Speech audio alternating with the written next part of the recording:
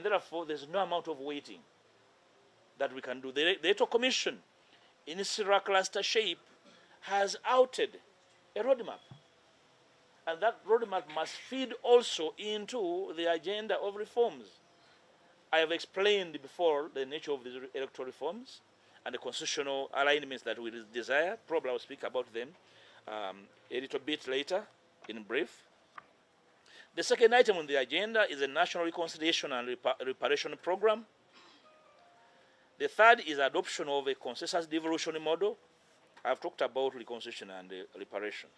But the issue of adoption of a consensus devolution model is a power sharing model across the country to replace what we know as decentralization that has failed us.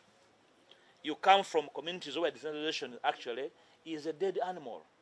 It's a fossil, dead and buried, you know.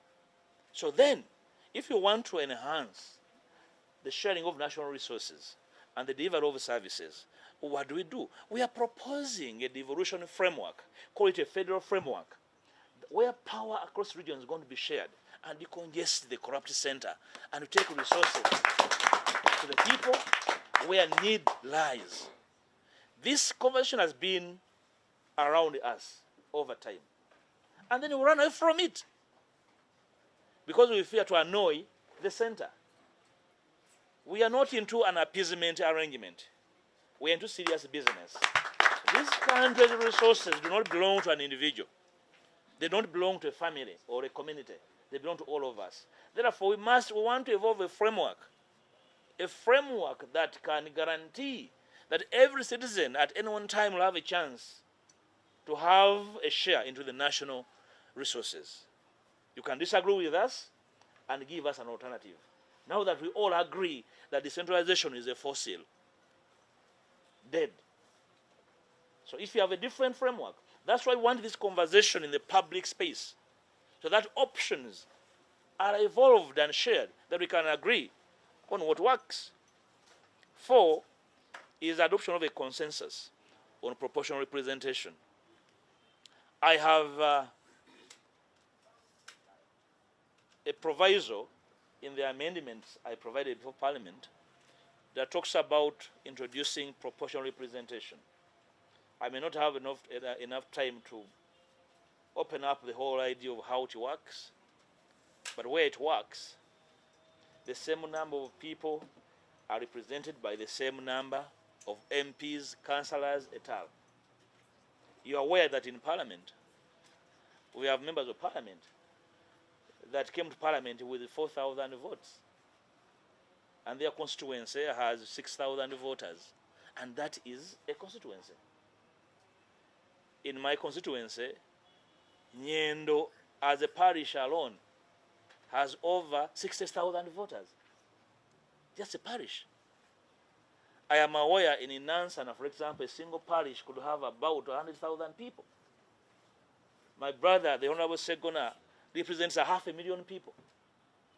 So, I mean, what kind of framework of representation is that?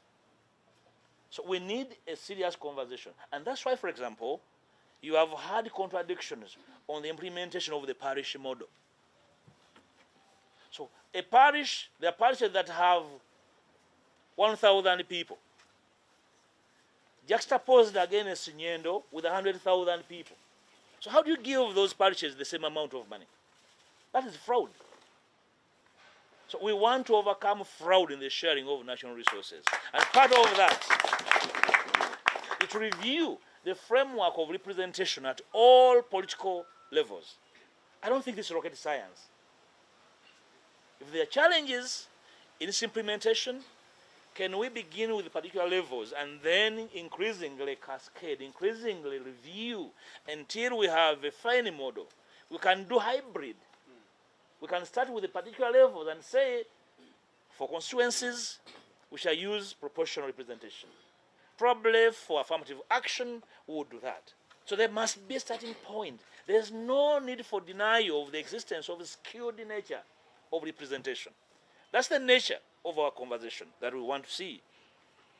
Of course, I've talked about the Agenda 5 to organize a free, fair, and consequential election That is a must. The nature of conversation is what we shall expound when we meet our colleagues.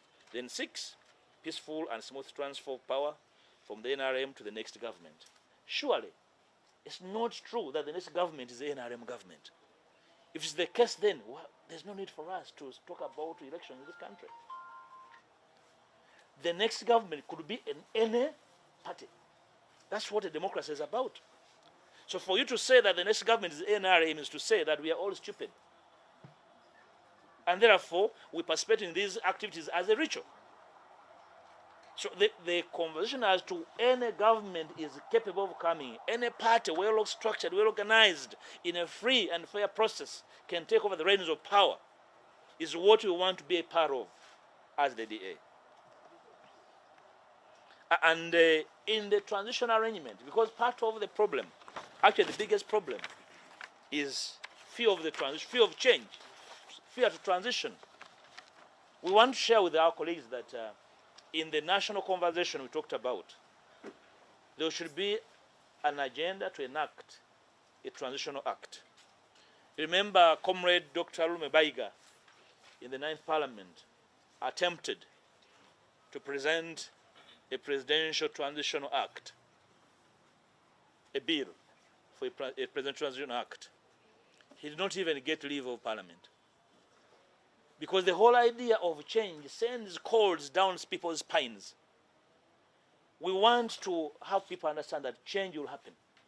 And they start self-education that change will happen. And it may happen without them causing it, those who fear it. It's not true that when you fear something, it does not happen. Actually, it's very likely that what you fear will happen. So can we prepare you for the consequences of what you fear? The best form of preparation is enacting legislation that guarantees that change will happen. It will not happen at your behest.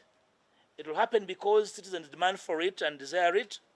And therefore, there must be a legal regime that midwives that transition. That's our business as political leaders in this country. So we would like to see a National Transition Act or a Presidential Transition Act. We want to see a National Reconciliation Act. We want to see a Presidential Privileges and Immunities Act reviewed, because there's also a fear there. Being the president of Uganda for 40 years, and given the nature of acts of the presidency for 40 years, there is imminent fear of transition. Can we, as a people, have a conversation on the nature of safety nets, privileges that can obtain, immunity that can obtain to the presidency, and immediate actors around the presidency? That probably will give some people an opportunity to rethink their insistence on turning this country into a pariah state. We want a National Devolution Act. I talked about devolution and the death of decentralization. These are very eminent provisions we want to see in the kind of amendments we want to see coming. So essentially, the reform process would include